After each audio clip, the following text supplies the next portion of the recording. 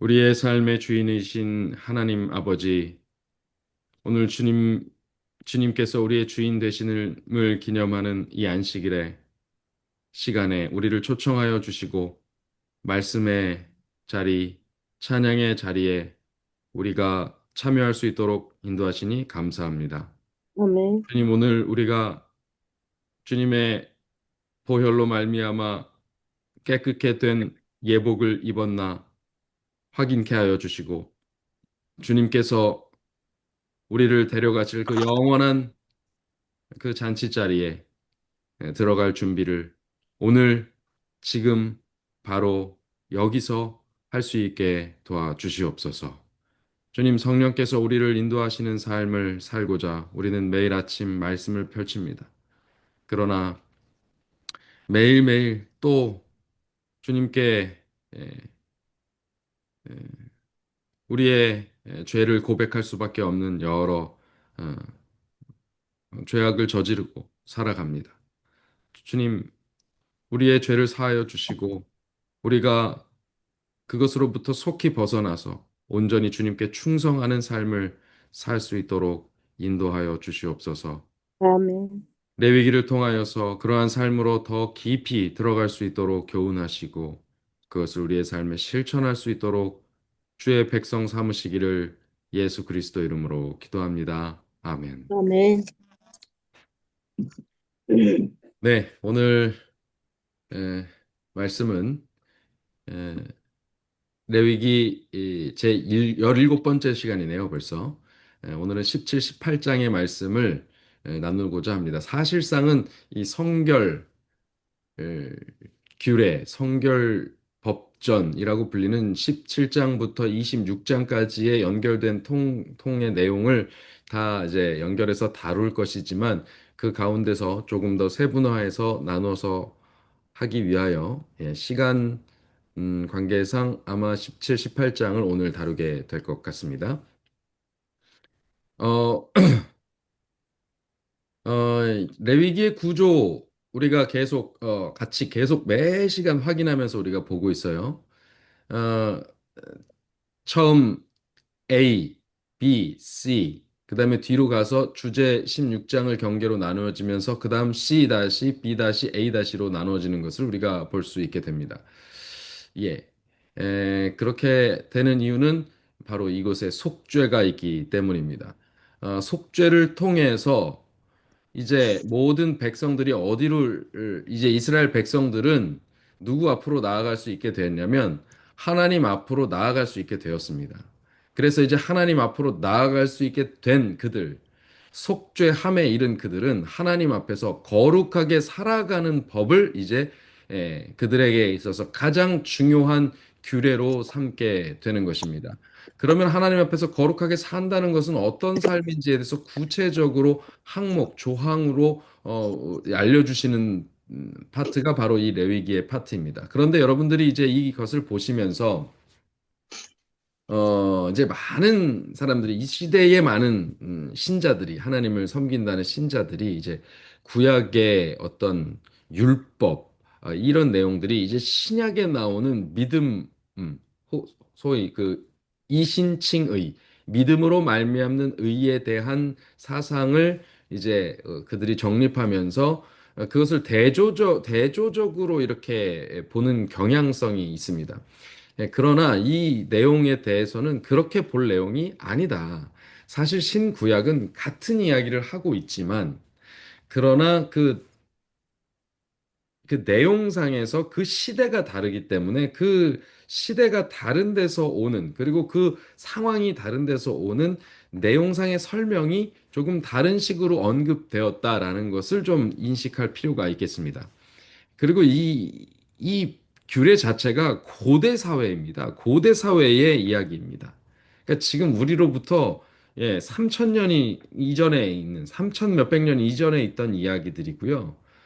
사실 신약도 마찬가지예요. 그래서 그것을 다 모두 우리에게 직접적으로 바로 적용하는 데 있어서 어떤 예, 조율이 조금은 필요하다 이것입니다. 문자적으로 적용하는 데는 약간의 오류가 발생할 여지가 있다라는 점이죠. 성경이 오류인 것이 아니고 진리가 잘못된 것이 아니고 그 원칙은 항상 변함이 없으되 그것을 받아들이는 사람의 정황이 달라져 있어요. 예, 그렇기 때문에 그것을 그때의 정황에 있는 사람들에게 하나님께서 말씀하신 내용을 그대로 이 시대에다 문자적으로 적용한다는 것에는 무리가 있다라는 부분입니다. 그렇기 때문에 우리는 이것을 해석하고 또 정리하고 우리 마음속에서 이것에 지금 그때 주신 말씀이 지금 오늘 나에겐 어떻게 적용될 수 있을까를 항상 재해석하는 일이 필요하다라는 것입니다. 자, 그러한 것을 전제로 하여 오늘 말씀을 들으시면 조금 더 도움이 되실 겁니다.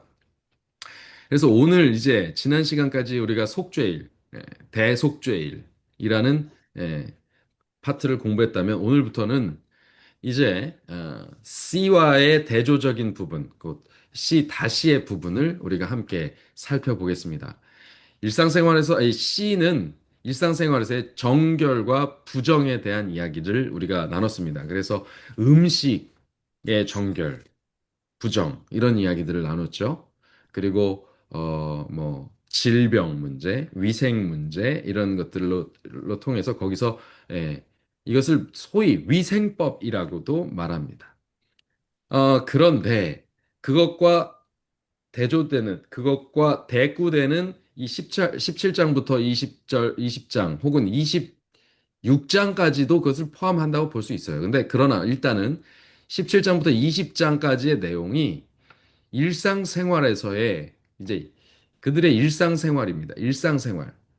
그들이 일상생활이 어떻게 되는 거예요? 이것은 정결하게 되는 거라면 이것은 거룩하게 되는 것입니다. 그래서 조금 정결과 대조되는 말을 쓰자면 성결입니다. 그러니까 여기선 정결을 이야기한다면 여기선 성결을 이야기하는 것이죠. 성결은요, 단순히 깨끗한 것을 말하는 것이 아니라 그것을 넘어서 무엇을 이야기하냐면, 예, 도덕적 순결에 대한 이야기를 얘기합니다.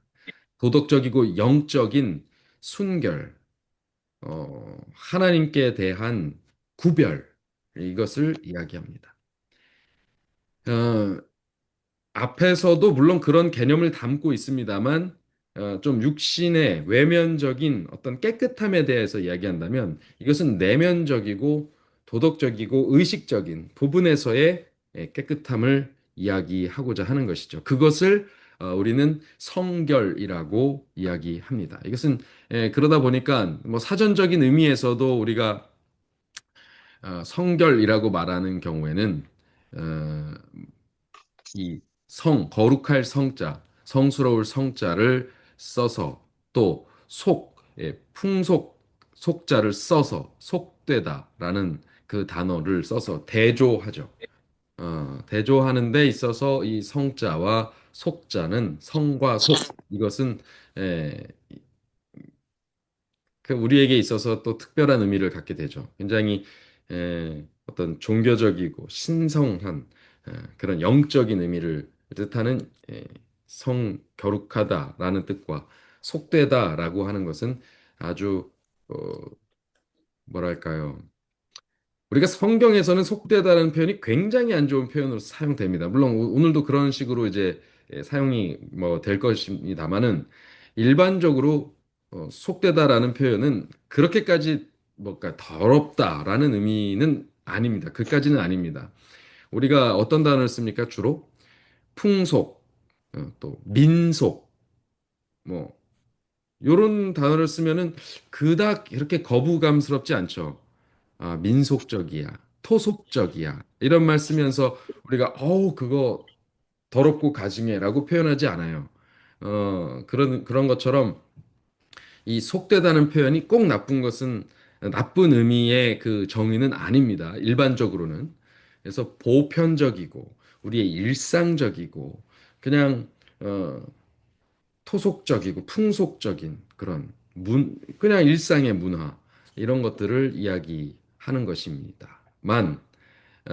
성경에서는 이 거룩함과 대조하면서 이 속된 것을 단순히 거룩한 것과 아주 경건하고 아주 신성한 것과 일반적인 것을 떠나서 어, 사람이 살 수 있게 하는 것과 사람을 죽이는 것으로 나뉩니다. 그래서 하나님께서 굉장히 예, 필요로 하시고 우리에게 강조하시는 것과 주려고 하시는 것과 갖추라고 하시는 것과 우리가 절대로 가까이 하지 못하게 하시는 것으로 구별해 놓고 있죠. 우리에게 가증스럽다고 피하게 하시는 그것으로 구별되어 있습니다. 그래서 오늘 이 성결과 성결의 문제에 있어서 거룩함과 성과 속, 거룩함과 속됨에 대하여 조금 이야기를 강조해서 저희가 나눠 보도록 할 것입니다. 사실 독일의 신학자 중에 아우구스트 클로스터만이라는 신학자가 있어요.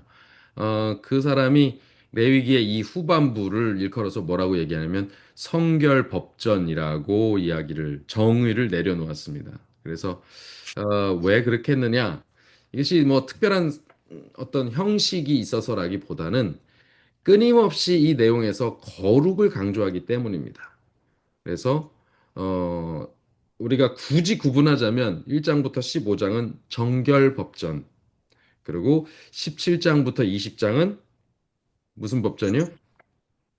성결법전. 이렇게 우리가 정의를 내려서 우리가 한번 이야기를 진행해 보고자 합니다.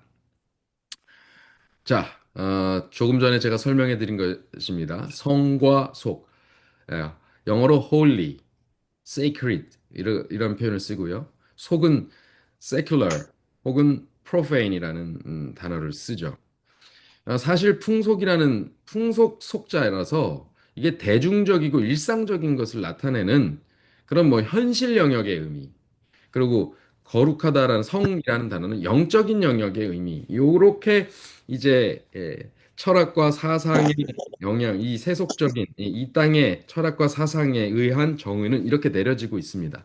그러나 우리는 이 성과 속에 대한 의미를 전혀 다른 의미로, 그러니까 보통 세상이 보는 정의와는 조금 다른 이런 정의로 보게 되죠. 바로 세상의 것과 하나님의 것을 구별하는 것입니다. 이것은 뭐 뭐 그냥 세상에 속한 것, 하나님께 속한 것, 이렇게 편하게 얘기할 수 있을지 모르지만 이것을 심판의 의미로 가져가서 본다 그러면 여기서는 뭐, 요거 이렇게 편하게 볼 수 있을지 모르지만 심판의 그날에는 이것이 쫙 벌어져서 이 끝과 저 끝, 다시 말하면 영생과 영멸을 나누는 결과를 낳습니다. 여러분 세상의 것, 하나님의 나라에 필요한 것이고 하나님의 나라에 들어갈 수 있는 것일까요? 네, 전혀 그렇지 않죠. 세상의 것은 다 부서질 것입니다. 돌나라가 이 땅에 떨어질 때 어떻게 돼요? 그 과거의 모든 신상으로 상징되었던 나라의 흔적들은 다 가루가 되어 날아갈 것이기 때문입니다. 소멸되죠. 이 결국 하나님의 것만 남는 것입니다. 그러니 우리에게 있어서는 성과 속이 어떤 무슨 주식과 뭐 그리고 뭐 간식, 기호식품. 그래서 주식은 뭐 아주 중요하게 먹어야 되고 다른 거는 조금 뭐 덜 중요하고 이런 정도. 그래서 성은 아주 영적인 의미에서 우리가 또 필요한 거. 그러나 속은 또 우리가 또 살아가는 현실. 뭐 요 정도로 구별하는 것이 아니라 완전히 하나님의 것인 것과 완전히 세상의 것인 것. 이것을 구별해야 되는 것입니다. 아니, 왜 항상 기독교는 이렇게 흑백 논리입니까? 라고 주장을 하고 비난을 한다 해도 사실은 뭐 어쩔 수 없습니다. 그 비난을 감수하고라도 우리는 하나님의 것과 세상의 것이 구별된다는 이 분명한 사실에 대하여 이야기하지 않을 수는 없는 것입니다. 왜냐하면 이 세상이 세상적이다, 세상에 속했다라는 것이 의미하는 바가 이미 타락하여 사단의 소유가 되었다는 것을 성경적으로는 그렇게 의미하고 있기 때문입니다. 자, 그래서 세상의 것은 속함을 받아야 됩니다. 이 속자가 아닙니다. 구속할 속자, 값을 치를 속자. 그래서 속죄가 필요한 것입니다. 이래서 속죄를 받은 백성만이 하나님께 속하게 되고 하나님의 백성이 되어서 구별된 거룩한 백성이 되는 것이죠. 물론 하나님은 모든 백성들, 모든 민족이, 모든 인류가 그렇게 구별되고 구원받기를 원하십니다. 그러나 어, 이제 그렇게 되지 않은 세상에 속한 사람들이 많이 있는 것이 현실인 것이죠. 자, 그래서 성경에서 말하는 풍속이라는 표현, 이제 앞으로 이제 성경에서 이제 풍속, 18장에 보면 풍속이라는 단어가 나올 겁니다. 그런데 거기에 그 풍속이라는 표현은 세상으로부터 기인한 풍속과 규례를 이야기하는 것이고, 그래서 음란하고 문란한 그리고 부정하고 가증한 또 나아가서 무질서하게 마구마구 뒤섞여 버린 이 마구 뒤섞인 것 이것을 뭐라 그래요? 혼잡, 혼돈, 혼란 이것을 뜻하는 단어가 뭡니까? 성경에 우리 계시록 하면서 계속 배웠죠? 여러분 이거 기억나십니까? 네, 아벨. 바벨입니다. 예. 그래서 결과적으로 사람을 죽게 하고 거기 속해 있으면 따라서 죽게 되는 그 풍속. 그것이 바로 성경이 말하는 속됨입니다. 반면에 성스러운 것은 어떤 것이죠? 하나님께로부터 부여된 규례와 법도를 말합니다. 거룩하고 구별되었고요. 정결하고 깨끗하고요. 질서 있게 성별된 삶을 말합니다. 결과적으로 그 안에 있는 사람도 살게 되는 법을 말하는 것이죠. 그렇게 그런 관점에서 이걸 봐야 되는 것이죠. 자, 그러면 이제 성결법전이라고 불리는 17장부터 26장의 내용 중에 핵심이 되는 내용을 잠시 읽어 드리겠습니다. 레위기 20장 22절부터 26절의 말씀입니다. 너희는 나의 모든 규례와 법도를 지켜 행하라.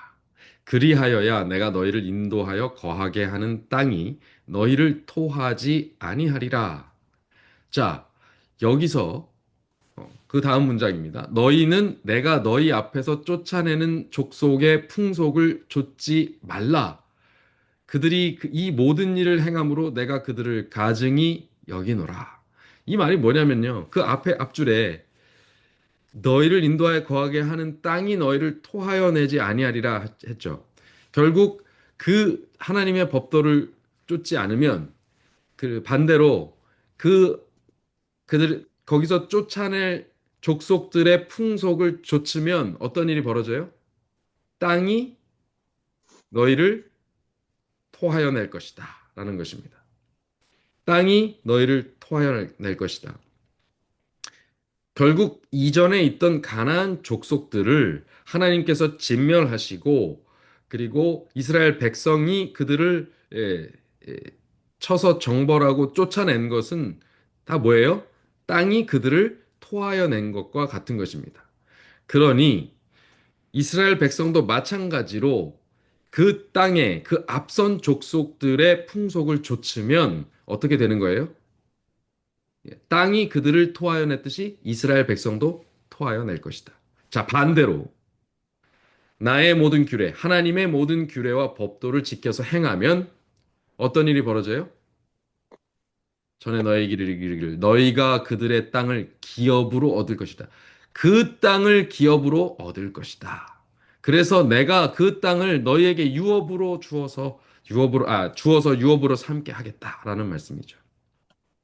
그렇게 하시는 이유가 무엇입니까? 그렇게 하시는 그 목적과 그 본래의 하나님의 뜻이 어떤 것이냐? 나는 너희를 만민 중에서 구별한 너희 하나님 여호와이기 때문이다. 라는 것입니다. 너희는 짐승에 정하고 부정하고 새에 정하고 부정하고 그것을 그런 것들을 구별하고 그 다음에 너희를 위하여 부정한 것으로나 구별한 짐승으로나 새나 땅에 기는 곤충으로나 무엇으로나 그 몸을 더럽히지 말아라 하는 것입니다. 그러면서 이 레위기의 주제가 반복됩니다. 너희는 내게 거룩할지어다. 이는 나 여호와가 거룩하고 또 내가 또 너희로 나의 소유를 삼으려고 너희를 만민 중에서 구별하였음이니라. 여러분, 이 문장이 이제 여러분한테는 조금 다르게 들려야 됩니다. 이것은 굉장히 교리적이고 법률적인 이야기로만 들려선 안 됩니다. 이것은 어떻게 들려야 돼요? 언약적으로 들려야 됩니다. 그리고 서약적으로 들려야 됩니다. 너는 내게 구별될지어다.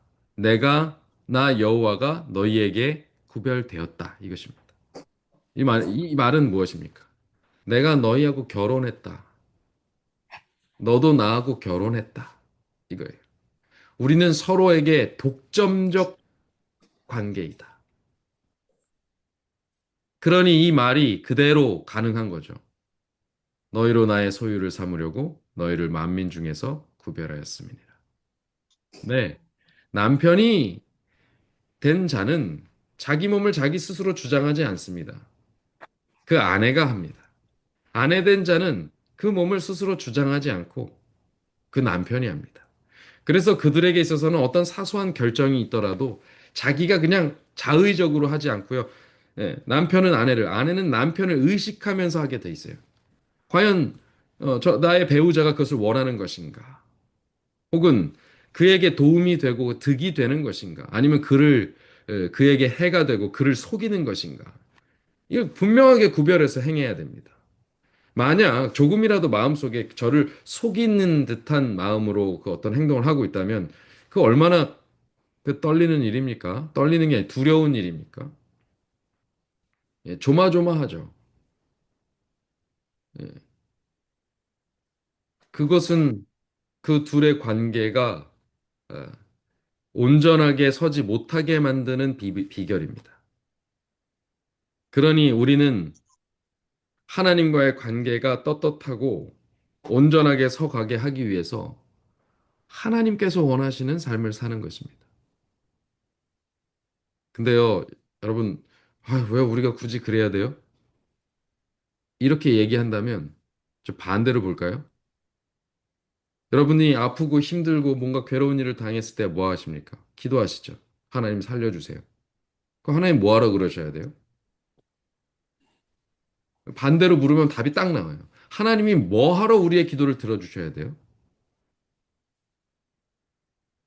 그분이 우리와 결혼하고 그분이 우리에게만 자신을 구별하고 그렇게 해서 우리와 아주 언약 관계로 들어가지 않으셨다면 그걸 들어주실 이유가 없어요. 그분은 그걸 들어주시려고 우리를 구별하신 거예요. 아니, 자신을 우리에게 구별하신 거예요. 그러니 우리가 그분의 말씀을 듣는 건 너무나 당연한 일입니다. 우리는 그분과 결혼했어요. 우리는 그분께 우리 자신을 구별했어요. 우리는 그분과 서약을 맺고 언약을 맺었어요. 그래서 그분의 말씀을 듣는 것입니다. 그래서 그분의 규례를 좇는 거예요.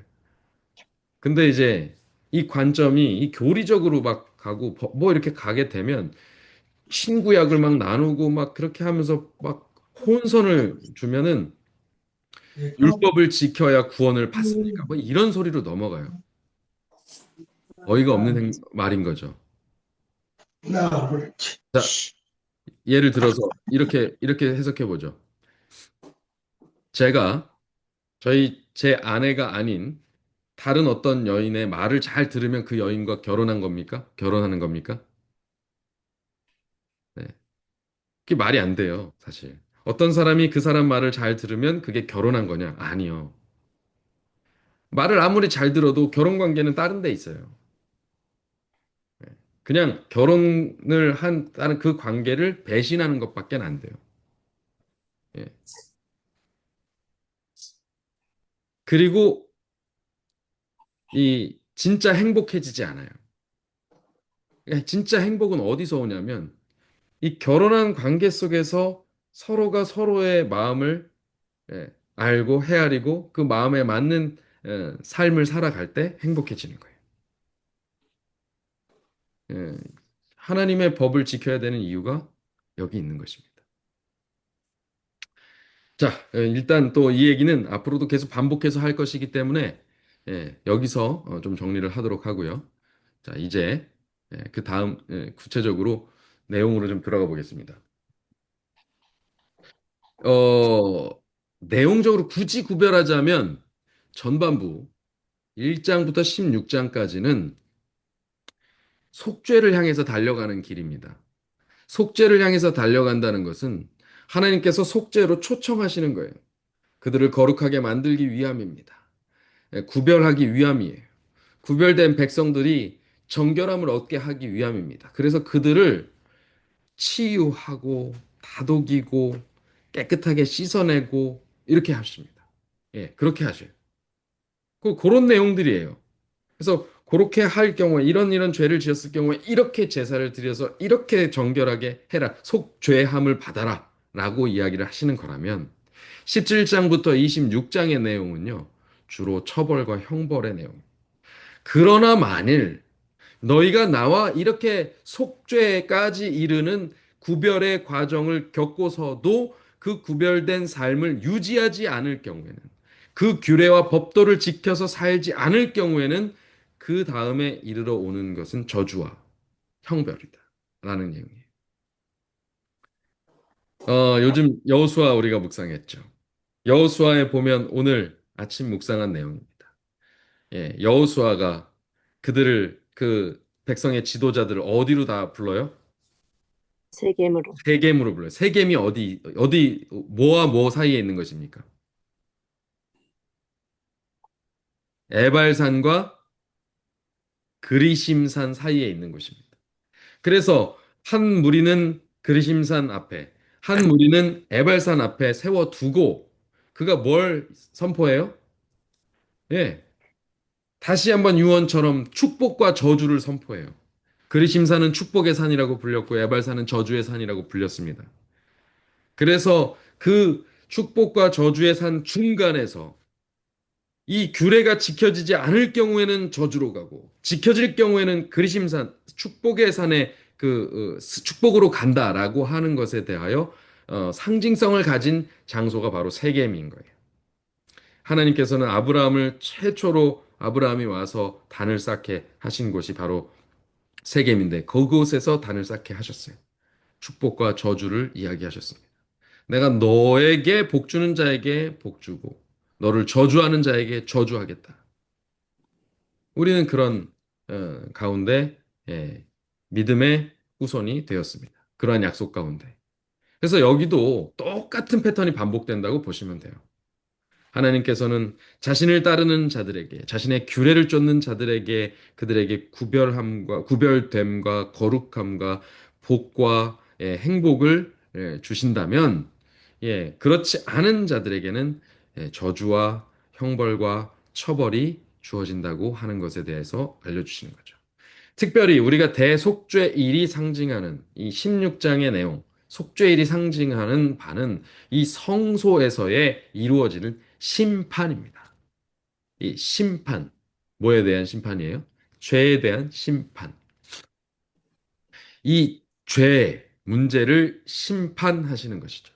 심판의 결과로 유죄와 무죄가 나뉘고 거룩함과 속됨이 나뉘고 그리고 삶과 죽음이 나뉘는 것이죠. 여기 예, 치유와 처벌, 구속과 형벌이 나뉘게 되는 것입니다. 오늘 그래서 이 결과로 어, 나누어지는 17장부터 26장까지의 내용이 이런 내용으로 진행된다는 것에 대한 개요를 알고 읽으시면 조금 더 보시기가 편하실 겁니다. 이해하시기가. 자, 그럼 이제 17장의 내용으로 본격적으로 들어가 보겠습니다. 17장은 재물과 피의 규례입니다. 자, 제가 읽겠습니다. 무릇 이스라엘 집에 누구든지 소나 어린 양이나 염소를 진 안에서 잡든지 진 밖에서 잡든지 먼저 회막문으로 끌어다가 여호와의 장막 앞에서 여호와께 예물로 드리지 아니하는 자는 피 흘린 자로 여길 것이다. 이게 뭐야? 그냥 살생한 거다. 너는 그냥 살생한 거다. 그가 살생을 하였은즉 자기 백성 중에서 끊쳐지리라. 근데 살생을 그냥 살생이라고 안 하고 여기서 굳이 피 흘렸다라고 표현해요. 죽였다가 아니라 피 흘렸다. 왜 그렇게 얘기하는지 조금 이따가 한번 더 구체적으로 이야기하겠습니다. 이스라엘 자손이 들에서 잡던 희생을 회막문 여호와께로 끌어다가 제사장에게 주어 화목제로 여호와께 드려야 할 것이요.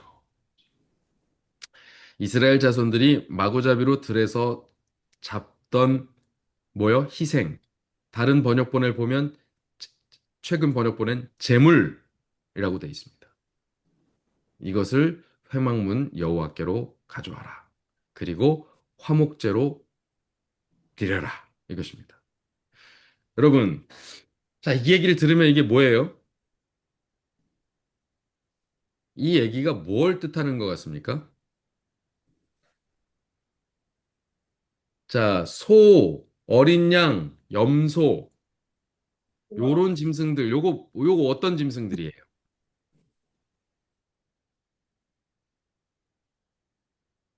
요게 어떤 짐승들입니까? 소위 정결한 짐승들이죠. 맞죠? 네. 네, 정결한 짐승들. 특별히 가축 중에 예물로 드리게 구별해 놓은 짐승들입니다. 요거 말고도 뭐 다른 짐승들 키울 수 있잖아요. 그렇죠? 뭐 말도 키울 수 있고 낙타도 키울 수 있고 뭐 다른 것들도 키울 수 있는데 얼마든지. 그런데 요것들을 잡을 때는 반드시 이진 안에서 잡든지 진 밖에서 잡든지는 그냥 너희가 잡으려거든 이것입니다. 너희가 잡으려고 한다면 자, 먼저 어디서든 어디서 잡으려고 하든지 그거는 이제는 너희가 들에서 잡던 식으로 잡으면 안 돼. 이제는 어떻게 잡으라고요? 먼저 회막문으로 가져와야 돼. 그 모처럼 예를 들어서 모처럼 잔치를 좀 하고 싶어요. 그래서 우리 소 잡자, 뭐 혹은 양 잡자 이러면 가족끼리 말해 대가족 이렇게 모여가지고 뭐 한 마리 잡자 그러면 그냥 잡으면 돼요, 안 돼요? 안 된다는 뜻이에요. 어떻게 해야 돼요?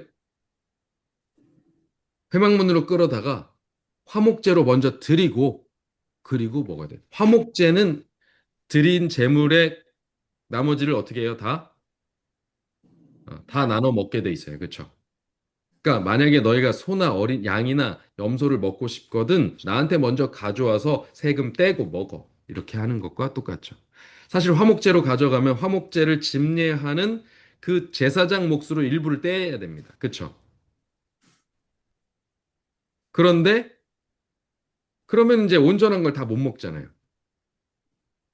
이 이스라엘 백성 입장에서는 이건 약간 손해보는 느낌이 들 수 있습니다. 그런데도 불구하고 이렇게 하라고 하셨어요. 왜 그럴까요? 하나님 왜 그렇게 하셨을까요? 나눠 먹어야 되니까. 아, 나눠 먹어야 되니까. 아니, 어차피 뭐 나눠 먹을 건데, 우리 가족들끼리 먹고 뭐 이렇게 나눠 먹을 건데, 동네 잔치할 건데, 그냥 하지 말라는 거예요. 왜 그럴까요?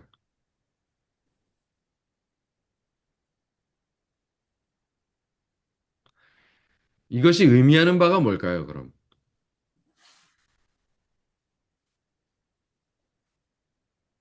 하나님과 화목하게 하기 위해서 하는 거 아니에요? 자, 그 다음, 네, 그것도 맞는데요. 그 다음 장을 한번 보겠습니다. 자, 그 다음에 6절 내용에 보면, 제사장은 그 피를 회막문 여호와의 단에 뿌리고 그 기름을 불살라 여호와께 향기로운 냄새가 되게 할 것이라. 예, 화목제 드리는 내용이죠.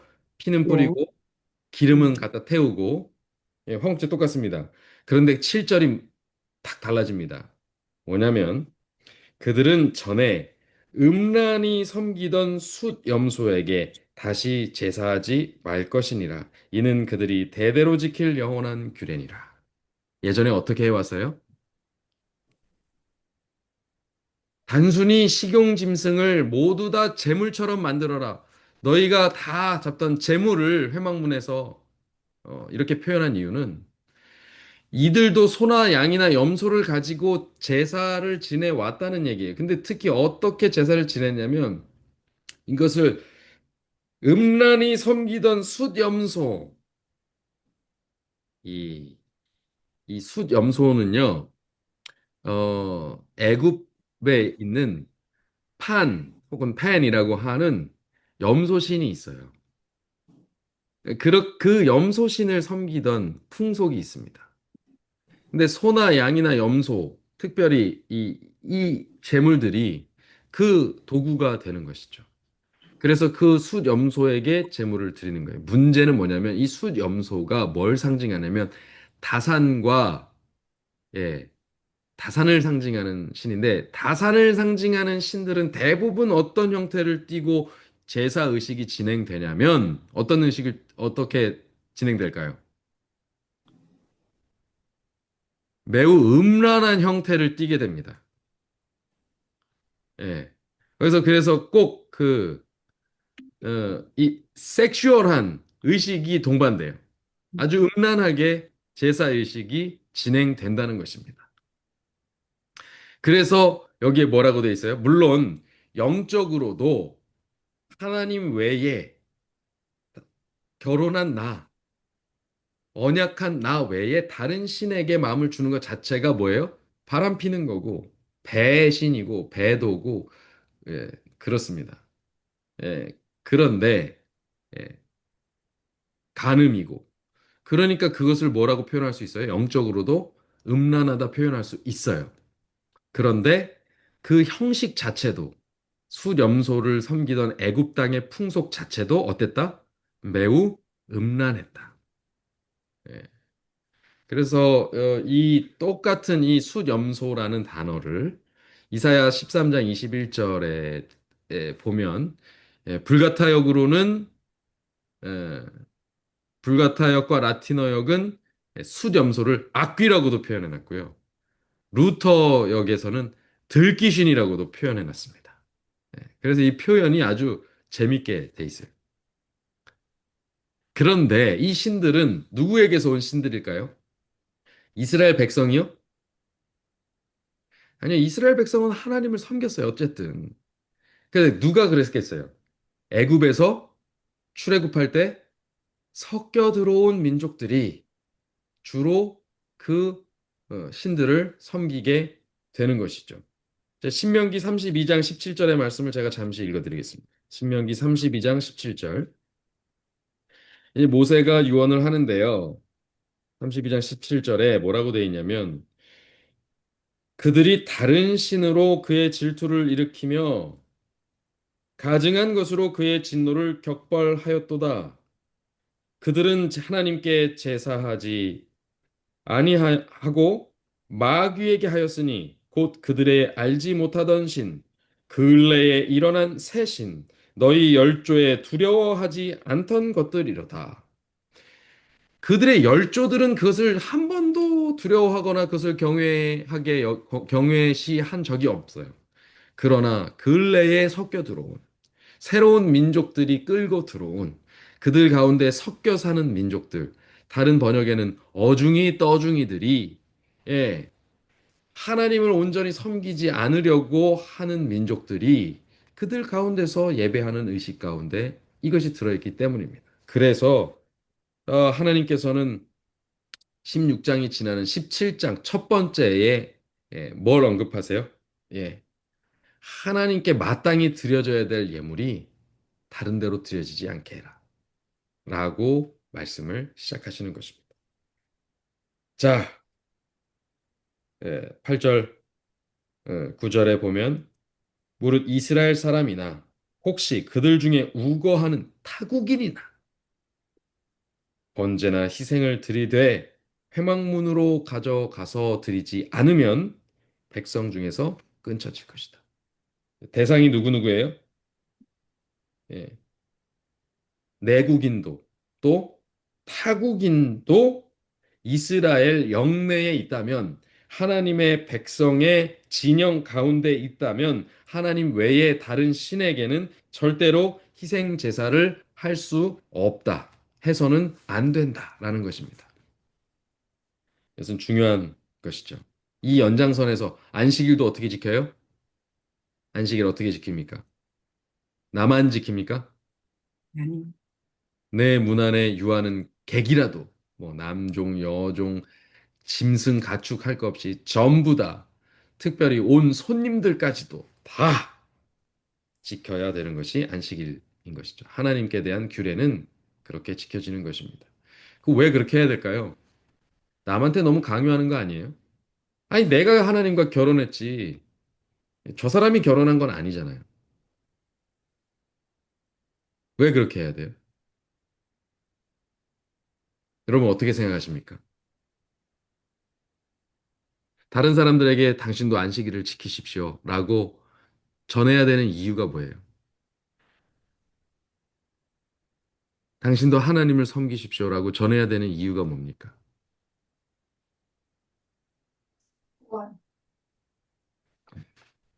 첫째로, 그, 이게 다시 첫 번째로 돌아가는데요. 그걸 내가 이렇게 양보하는 순간 어떤 일이 벌어지는지 아세요? 내가 타협하는 게 됩니다. 내가 그 일에 있어서 철저하지 않아져요. 내가 그 풍속에 타협하게 되는 상황이 벌어집니다. 어, 참, 이 부분에 있어서는 하나님은 질투하는 하나님으로 등장하세요. 야, 그 하나님 진짜 너무한다. 야, 뭐, 기독교 믿으면 이렇게 이기적이야? 뭐 그렇게 말해도 할 수 없습니다.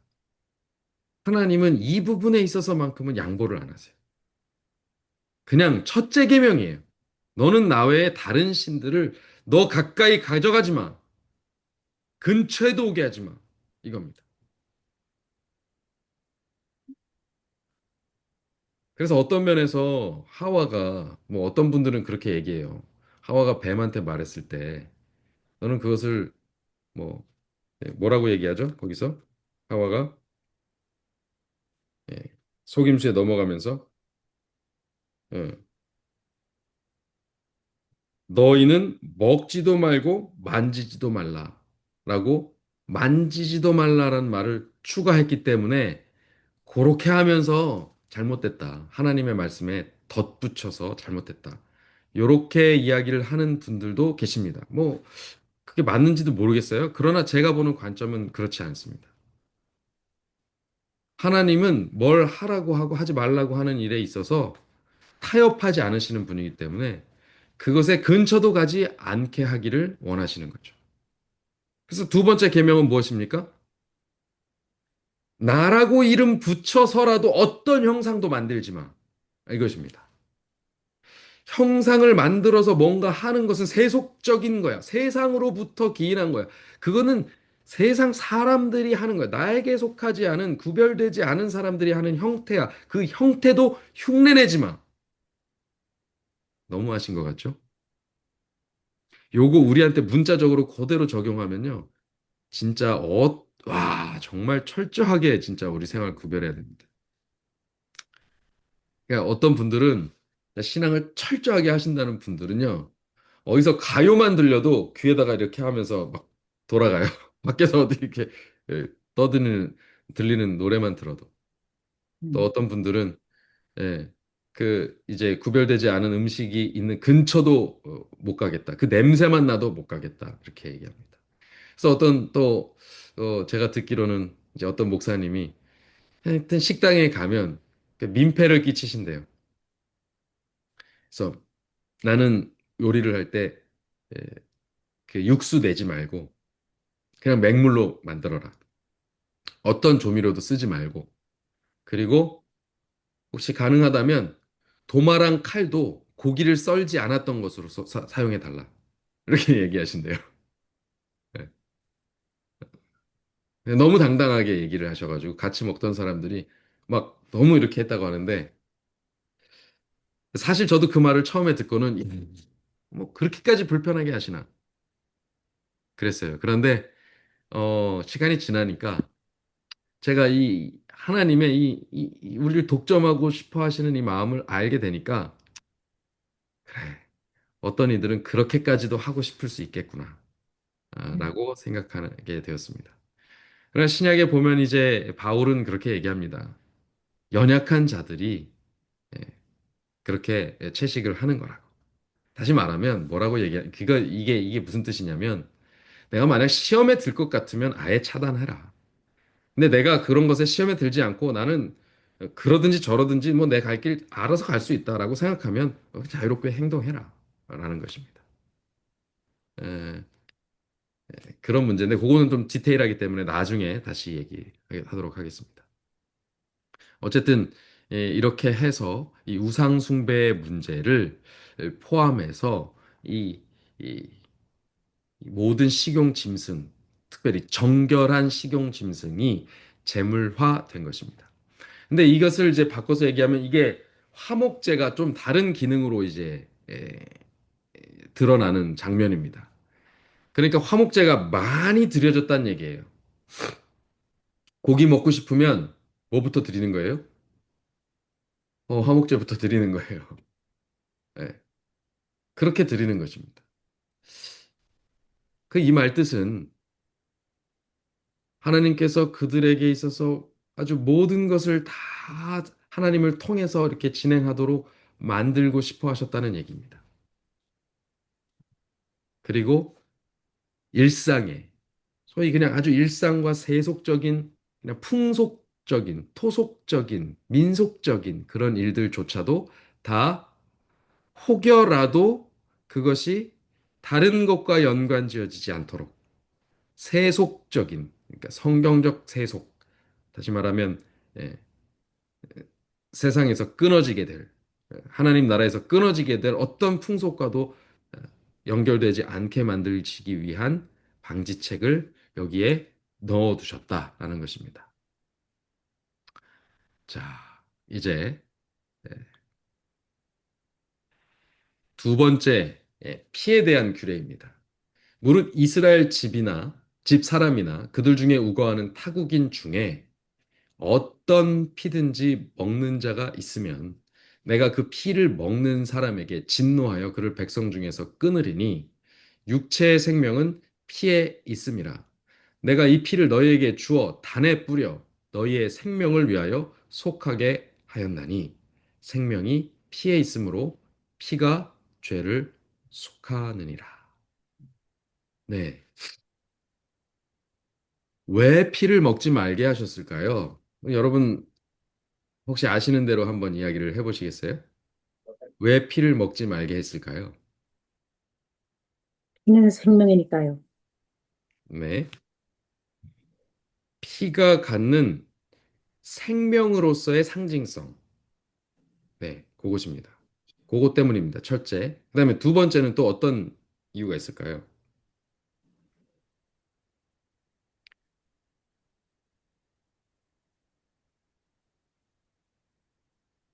불결하니까. 네? 어, 네. 불결하니까. 맞습니다.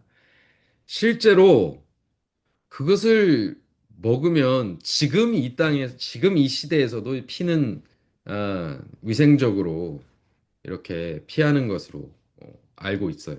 그냥은 막 벌컥벌컥 마시고 뭐 이렇게 하는 게 좋지 않습니다. 근데 어딘가 피가 묻으면 얼른 닦아내죠. 그것을 거기에 세균이 많다는 걸 이제 우리는 위생학적으로 다 이게 상식이 되었습니다. 그래서 그것을 그냥 먹으면 실제로 건강 문제와 연관해서 위생상 좋지 않아요. 두 번째 이유가 되겠습니다. 자, 세 번째 이유는 뭘까요?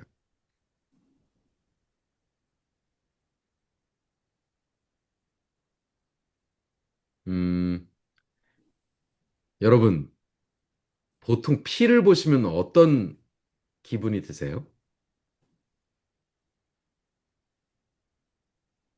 징그러움. 징그럽죠? 무섭죠? 음, 약간 이렇게 뭐라 그러지? 아찔하고 좀 그렇지 않으세요? 네. 어떤 사람이 이렇게 갑자기 막 어디 크게 다쳐갖고 피 쫙 흘리고 있는 모습 막 벌어져갖고 피가 철철 나오고 있는 모습. 최근에 그 누가 이제 총격 당해서 죽었잖아요. 그 유명한 그 극우주의자라 그러던가 뭐 그 사람. 이렇게 그 장면이 이제 막 유튜브에 돌아다니나 봐요. 누가 저는 이제 직접 보진 못했지만 막 이렇게 목이 이렇게 뚫려 피가 막 솟구쳐 나왔다고 하면서 막 이렇게 얘기를 하더라고요. 근데 그런 걸 보면 어떨까요? 옆에서 본다면. 무서울 것 같아요. 네. 못 보여요. 순진한 분들은 무서워질 겁니다. 근데 그게 익숙해지면 어떻게 될까요? 덤덤해지겠죠. 그냥 덤덤해지는 게 아닙니다. 얼른 피를 막으려고 그러겠죠. 아니, 그거는 이제 좋은 뜻이고요. 그거는 뭐 의료진이 되는 거죠. 의료 봉사자가 되는 건데, 그 자꾸 이제 피를 발생시키는 일을 하는 사람들에겐 어떤 일이 벌어질까요? 다시 말해서 자꾸 살생을 하게 되면 어떤 일이 벌어질까요? 이게요, 상당히 짜릿한가 봐요. 범죄자들은 그걸 못 끊습니다. 그래서 연쇄살인자가 돼요. 음, 그리고 정당한 살인, 소위 정당하다고 하는 살인, 뭘까요? 전쟁터에 나간 사람들, 그 파병되었던 군인들이 돌아와서 얼마나 PTSD를 겪습니까? 옆에서 전우가 팍 총에 맞아서 쓰러지고 피가 철철 나는 걸 막 막고 있다가 숨이 끊어지는 것을 보고 그 상황 속에서 거기서 또 그대로 그 다음 작전을 수행하기 위해서 그 감정을 누르고 바로 또 출동해서 또 그렇게 하고 그것을 보면 그 흥분이 돼요. 피를 보면 그 빨간 피가 솟구치는 걸 보면 사람이 흥분이 됩니다. 그래서 그 다음 자기도 살인을 저지르기 쉬워져요. 그리고 그게 반복하다 보면 어떻게 됩니까? 잔인해집니다.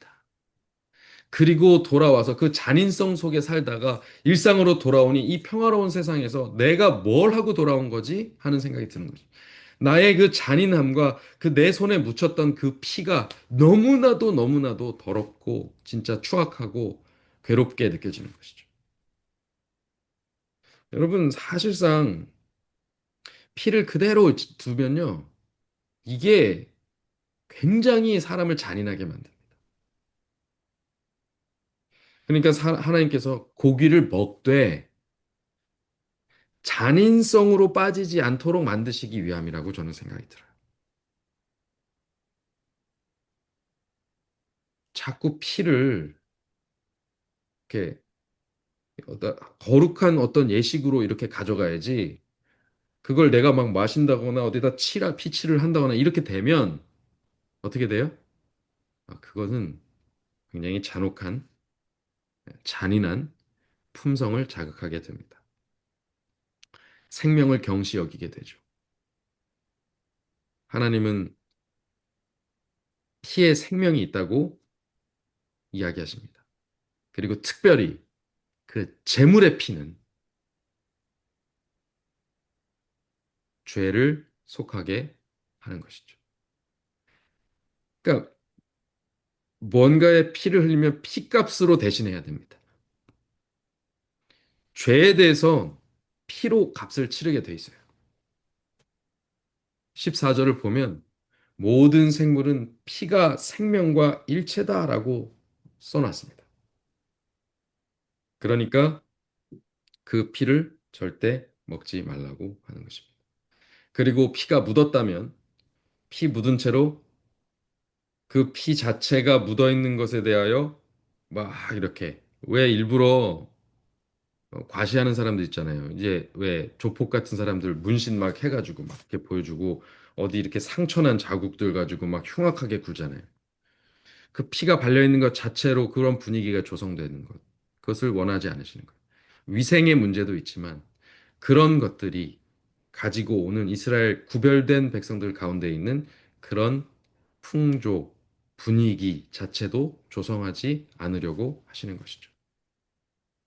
저는 이 부분에 있어서 하나님께서 예, 이 그 땅의 풍속, 가나안 땅의 풍속, 자식을 몰래에게 드리고 피 흘리는 것에 대하여 예, 뭐 함부로 예, 그렇게 어렵게 여기지 않는 막 함부로 여기는 그런 풍속도가 이스라엘 백성 가운데 있지 않기를 원하신 것이죠.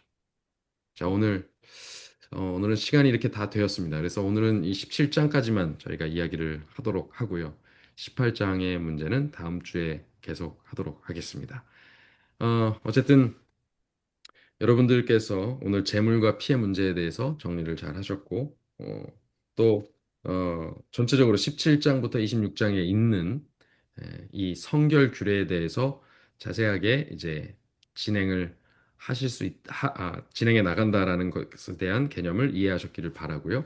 특별히 17장부터 26장까지의 내용을 반복해서 조금 더 미리 읽어 주시기를 바랍니다. 그래서 읽고 나서 저하고 대화를 하시면 이 말씀을 들으시면 더 이해가 잘 되시고 또 저하고 이렇게 에, 대화 형태로 주고받는 쌍방향 그런 말씀의 진행이 잘 될 것이라고 생각됩니다. 어, 예, 오늘은 여기까지 진행하겠습니다. 어, 함께 이 말씀에 동참해 주셔서 여러분 감사합니다. 자, 기도하고 마치겠습니다. 자비하신 하나님, 저희들이 하나님을 믿노라 하면서 또 하나님을 주님이라 부르면서 하나님께 우리 마음을 바쳤다 하면서 실상 우리는 우리가 원하는 대로만 살아가고 있지는 않았는지요. 그리고 하나님과의 언약 관계에 들어가 놓고도 하나님께서 우리를 위하여 자신을 구별하신 것만큼 우리 자신을 하나님께 구별하지 못하는 에, 그런 삶을 살고 있지는 않았는지요. 주님, 이제라도 돌이켜 주님께 가까이 나아가게 하여 주십시오. 아니, 주님과 멀어지지 않게 하여 주십시오. 세상과 가까이 지내던 모든 것들을 끊어내고 이제 온전히 주님께 속하게 하여 주십시오.